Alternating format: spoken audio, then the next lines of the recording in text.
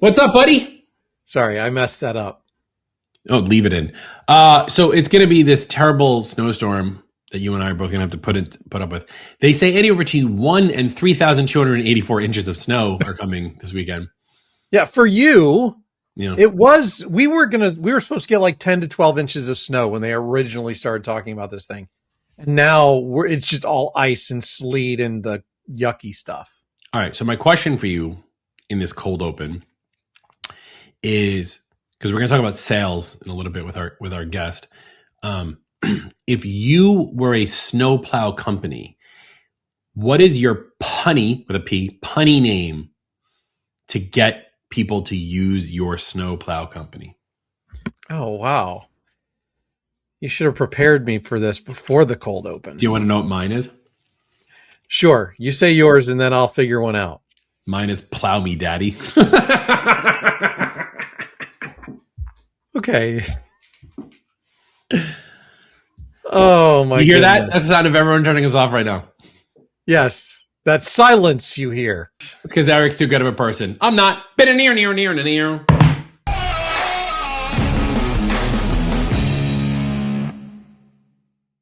Level up your email domain security and deliverability. Reduce business email compromise and reel in that pesky email phishing. Make DMARC a new revenue stream for your MSP. Becoming a managed service provider partner with Easy DMARC is a great opportunity for your business to boost sales and decrease risk. Your customers need DMARC. Your job is to let them know that their email domain might be at risk. Find out more today at atmsp.link/EasyDMARC. That's atmsp.link/EasyDMARC. Operating an MSP sucks. Gozinta is here to make it suck less. With their consulting services, they are your trusted advisors through every step of your MSP's journey, from startup to exit. And their software is crafted with care to ensure that they're solving problems for you and not creating new headaches. Find out more at atmsp.link/Gozinta. That's atmsp.link/Gozinta. What's up, everybody? Welcome to the All Things MSP podcast. My name is Justin Esgar, and with me always is Eric Anthony. Eric, it is so cold. When the temperature drops, your beard will automatically deploy and provide you warmth. What's going on, buddy? Well, I hope it does that this weekend because we're supposed to be getting all those ice storms. You get ice storms, and I'm getting -12, which is hilarious because it was 40 yesterday. So all the snow melted, and then it's going to be -12. So all that's going to turn into ice. And we're just going to go ice skating in the backyard. But the cold sucks. Exactly. Let's stop talking about the cold. Let's talk to somebody. We have a guest today. Love it when we have a guest.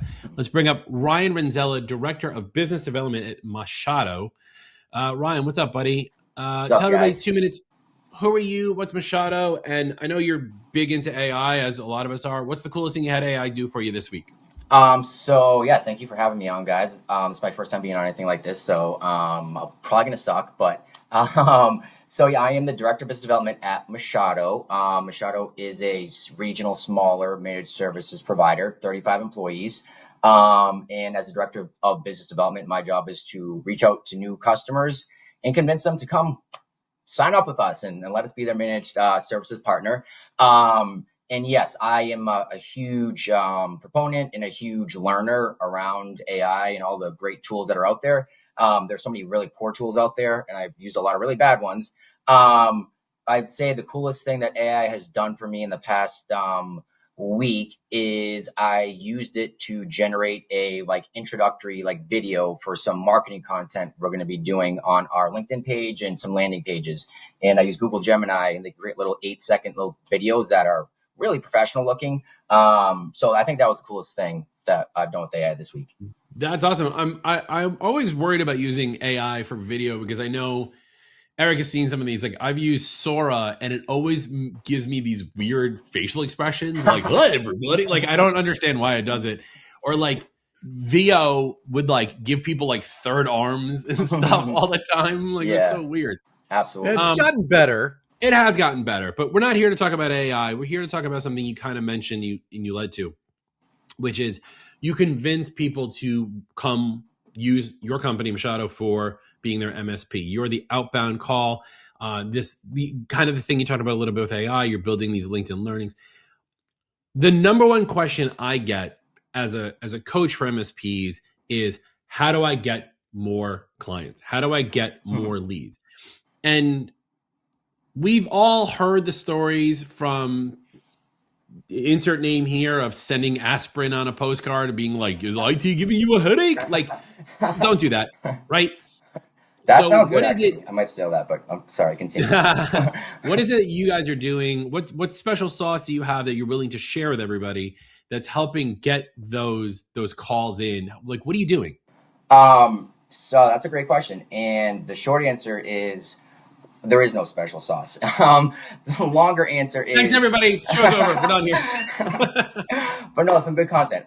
So the thing I like about sales and why I'm in sales is because I'm big into, like, I'm a big numbers guy, and sales at the end of the day, it boils down to numbers. It's a statistics game and a numbers game.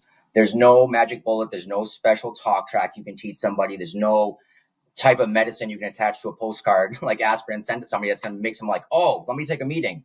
From my experience doing this for a few years now, it takes on average about 8 to 12 individual reach outs to a specific contact over the course of 3 months before you will book an FTA with that person. That's the average. It doesn't really happen where you're picking up the phone once and booking an FTA. So when you know that and understand that it's a numbers game and all that's important is really volume, having a quality message, but you don't need to overthink it. So we really focus on making a lot of outbound phone calls.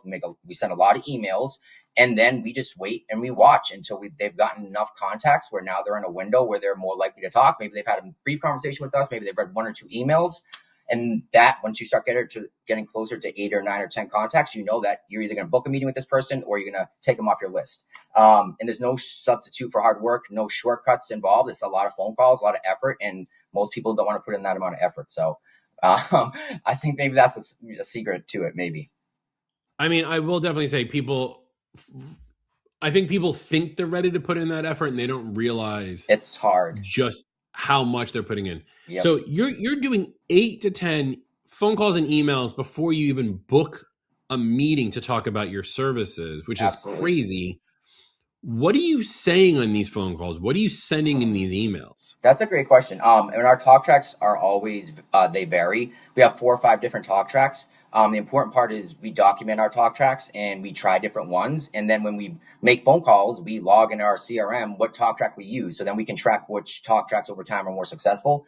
There's no, again, secret special talk track. We just try to let people know we're local. We're down the street. We haven't, talked to you yet, had a conversation, but we work with similar organizations and help them, close the gaps in their IT department or close gaps in knowledge around IT or technology or planning. Do you have someone you're working with currently on that? And it's really trying to identify who they're working with and when their contracts expire. And then you generate pipeline into the future. So you know when people's contracts are expiring. If over many, many, many weeks and months of doing that, after a while, you have your whole year is full of next year of contracts that are expiring, people to reach out to, and that makes sales a whole lot simpler. But until you get there, it's hard. A lot of rejection, a lot of no's. It's not easy at all. It's a very challenging job. So, but we're a good team. So. And kind of like what you said in the beginning, right? Like it's a numbers game. Like you're talking about planning already a year out. And I know people that are looking to do stuff today, like it's too late. You're keeping track of all that data. I mean, I'm assuming you just have one giant Excel spreadsheet that's password protected that no one else knows the password to, and It's 98 petabytes of data. That's exactly where we store everything. Yes, 100%. Exactly right. Or it's got a couple sticky notes. Let me ask you a question. Because I kind of jumped the gun by saying, like, look, you're making these phone calls, you're sending these emails. How are you even getting those phone numbers and emails? Like what? Because I really should have started from the beginning, and I apologize to the listener. I got excited about the prospect of doing the work. But like, how are you even getting those phone numbers? Are you just like scraping lists? Are you walking down the street, seeing people's phone numbers on their doors? Like, what are you doing? That's a great question. So there's a couple really great softwares that are out there. They're paid. But they're very well worth it. So we use our CRM or where we log calls, meetings, opportunities. We use HubSpot, which is a really great CRM, does a lot of really cool things. But in order to get contacts into HubSpot, we use a tool called Apollo. There's many out there, ZoomInfo, Apollo, Dun & Bradstreet has a paid service. And what you do is you input your ideal customer profile, number of employees, industry, geographic location, and then you add to that, there's a lot of new AI tools that you can use with tools like Apollo, where you can look for buying signals. So if someone is Google searching or using a web browser to search for managed services or strategy or consulting, believe it or not, these softwares can recognize that, and they'll say, hey, this person is, has some, there's a buying signal associated with this contact. So I generate and curate all the contacts out of Apollo that fit our profile, and I dump them into our HubSpot, where then our ISRs will make the phone calls. So that way we ensure that we're making calls to qualified prospects. All right. So let's try to simplify this, right? So you use Apollo to pull the information, you drop in a HubSpot. Yep. That's where your team is making the phone calls from. Your team has these pre-written, what you call talk tracks or script. I'm assuming they're like scripts, right? To follow that you've written, you've tried and tested and trued. You get them into your email drip campaign of some sort. Mm-hmm. All of that, 3 months plus to finally get a meeting to talk about IT. That is correct. Yes, that is accurate. Okay. So for those 1 to 2 person shops that you have a very specific job at this company to do that. You have a team to make phone calls. Like I'm kind of figuring, and Eric, help me out here a little bit. Like on a 1 to 2 person shop, how can we convert this, what seems to be a massive scale effort, to a much smaller scenario? So my take on that is that you have to, because what you're really talking about is probably an owner and a tech, right? Your average 2 person shop is an owner and a tech, or 2 owners and they're both techs, whatever, how you ever distribute that. But you have to be intentional about doing the sales piece. You have to schedule time in your week to make those phone calls to get to the numbers that Ryan's talking about. The problem is that most small MSPs are so busy putting out fires and doing technical work that they're not allocating the proper amount of time to get the proper amount of phone calls and emails into a single prospect to generate that first meeting. Yeah, I agree. I think that's a big problem. And I think this is, it's kind of like chicken and egg, right? Because I want more customers, but I don't have the time to do the work to get more customers. Therefore, I can't get more customers that I want to get more work, to hire someone else to be able to do that work for me. You know what I mean? It goes back and forth. Ryan, what kind of advice can you give to these smaller companies other than do the work to help get them started? Because we need a starting point for these smaller MSPs. Absolutely. And I think that, Eric, you hit it on the head. You have to be intentional. You have to have a business development strategy. You have to have a business development plan. Without a plan, then you're going to be grasping at straws and always wondering, why you have no customers. So if I had some advice for a 1 or 2 man shop, or someone who doesn't have a director of business development, I would say the process is the same. It's just the volume is just going to be significantly less. You just have to get on your calendar. The most important thing you to do is you got to put 2 or 3 hours every week on your calendar, and you have to hold yourself to it. That means you don't attend things that you would have normally done. If something comes up, you have a hard 3 hours or 2 hours that you have to devote to it. And you're going to do the same thing we do. Make phone calls, send emails. They're not going to be as elaborate or part of a larger campaign, but you can knock out 20 or 30 phone calls in those 3 hours. And if you do that every week, 30 phone calls times 52 weeks is 1,500, interactions that you've made in that 1 year. That's fantastic. And then if you do that 2 years in a row, now that's 3,000. And the beautiful part about sales, and I like to think of sales, the analogy I would use is we are farmers, really is what we do. We're not salespeople. We are farmers. We are sowing the field for our future business. That's how sales gets fun. That's how you make a lot of money in sales, is when you have sowed the field ahead of time. So it's full and flush with potential opportunities. If you're running into a month with a barren field and expecting to plant, grow, and then eat on the same month, that is a stressful way to live, and not advisable. So the flip side of that, it's not easy to do this thing that I'm doing, especially when I'm coming in new into a company, because the owner, hires me to come in, we hire a sales team, and it takes a while to sow the field. It doesn't happen right away, and it's never on the owner's, schedule. They always want it sooner. So it takes a huge commitment and investment and an understanding. But if you do it, the benefits just are so immense, because then you don't have to worry about losing customers as much anyway. Everybody's going to lose customers. Now, when you lose a customer, it's not like nightmare scenario, end of the world. If you have new customers or prospects that are lined up to come in behind them. So, that it's a much better way to live when you have some new stuff coming in and don't have to really worry about grasping on and like holding on for dear life to the stuff you do have, because that's also very stressful. So It's a lot. You went through a lot, and a lot went through my brain at the same time. Like the first thing I thought about was the fact that you mentioned about being a farmer and not being able to like plant the seed, have it grow, and eat it within the same month. And the first thing I was like, well, Jeremy Clarkson can do it. If I can do it. And if you haven't watched Clarkson Farm on Amazon Prime, that's an amazing it's a great show. I love that show. Yeah. But you also mentioned something that I thought was really interesting, which is it's never on the owner's schedule, right? Because a lot of the time, we as MSPs, we go, oh, I need more customers today because I just lost one or two. No, you need new customers all the time, because if you're not growing, you're shrinking, number one. Yep.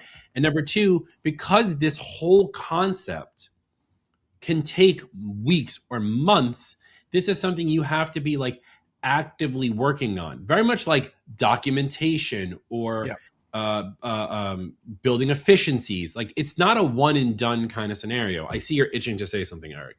Well, you have to have a pipeline. That's what it comes down to. Yep. You've got to have a pipeline where you started putting prospects into this pipeline months ago, and you're nurturing them for months and months, sometimes years, before they come out the other side of the pipeline. But as long as you start it and continue to feed that pipeline, you'll have, whether it's slow or fast, just depends on the volume that Ryan was talking about, you will always have a certain percentage of prospects convert to leads, convert to meetings, convert to customers.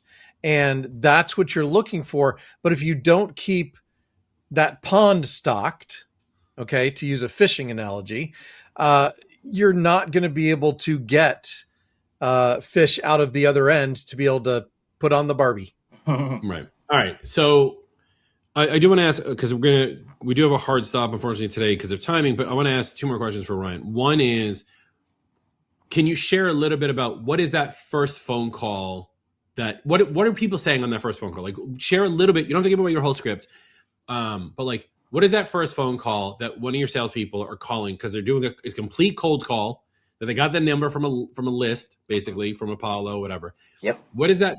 What other than hi? What are the next words that person is saying to this potential customer out of the blue? Okay. And I think that one thing that I'll mention is, because while the words are important and what you say is important, what's more important is how you say it and what the feeling that the prospect hangs up the phone with about you as a person who they don't know.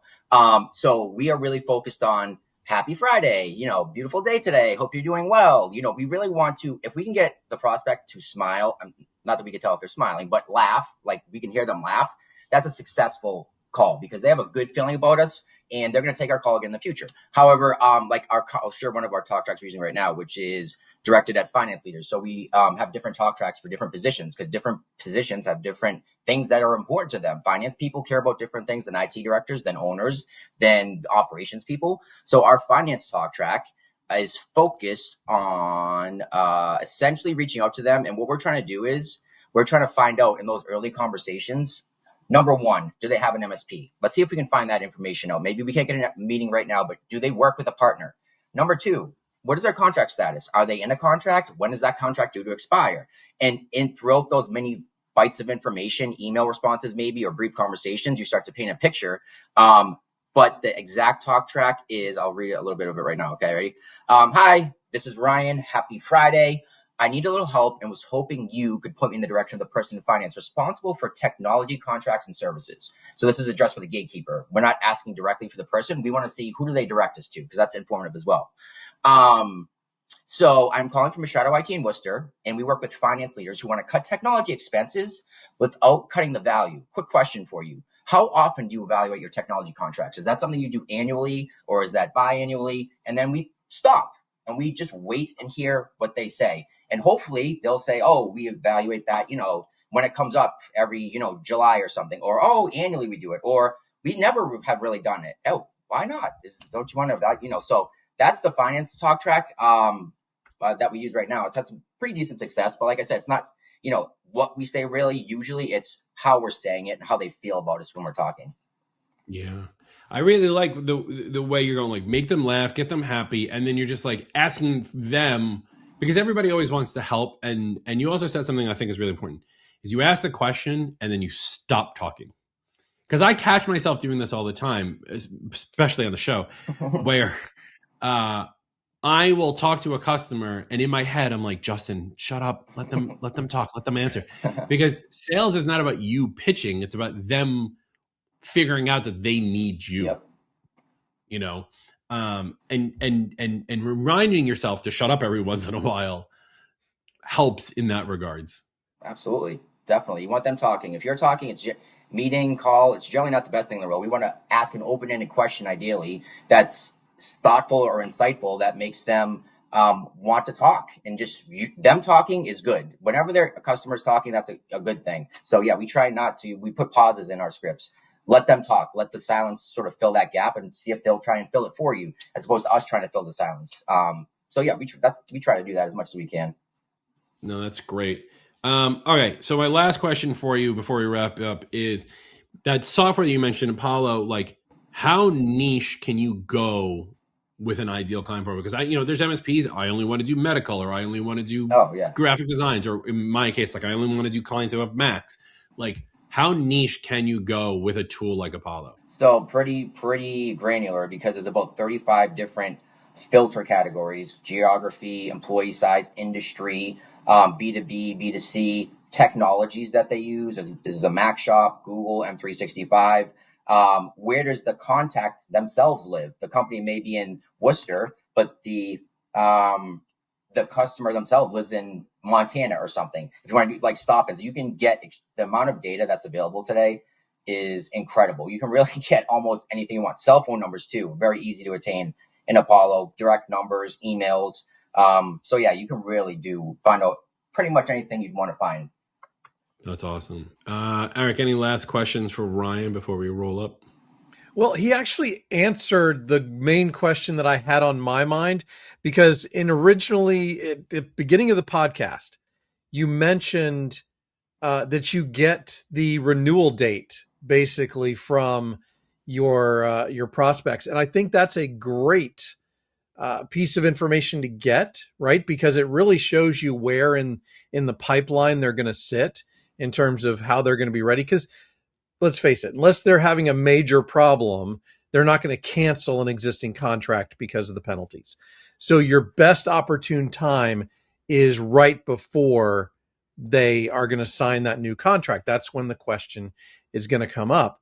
And so I love the fact that your script kind of addresses that and asks for that subtly, but not so subtly as well, right?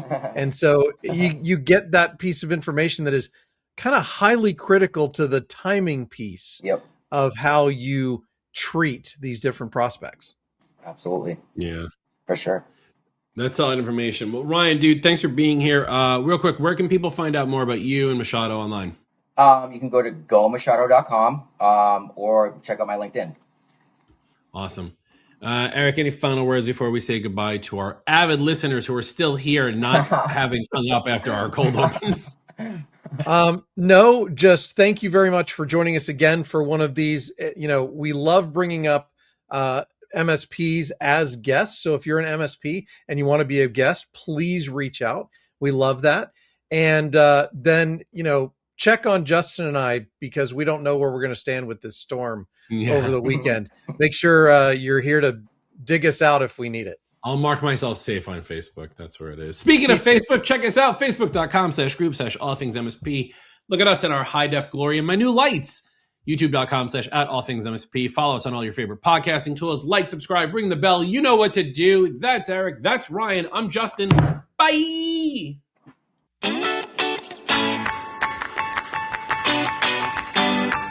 Thank you for listening or watching the All Things MSP podcast. If you liked this episode, go ahead and give us a thumbs up, hit that like button, and consider subscribing to catch all our weekly episodes. And from your host extraordinaire, Justin Esgar, and myself, Eric Anthony, your humble producer and All Things MSP founder, Thank you very much for spending your time with us. If you are not aware, All Things MSP started as a Facebook group and now supports over 6,000 members.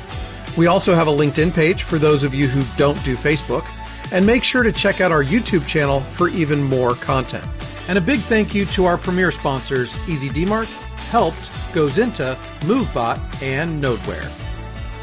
And thank you to the rest of our sponsors. Without sponsors, we could not do what we do for the MSP community. Please consider checking them out. The All Things MSP podcast is a BizPow LLC production. The views and opinions of the hosts and guests are their own and do not reflect the thoughts and opinions of any employer, vendor, sponsor, or random taxi driver in the Metro DC area. Be sure to join us next week for another exciting episode.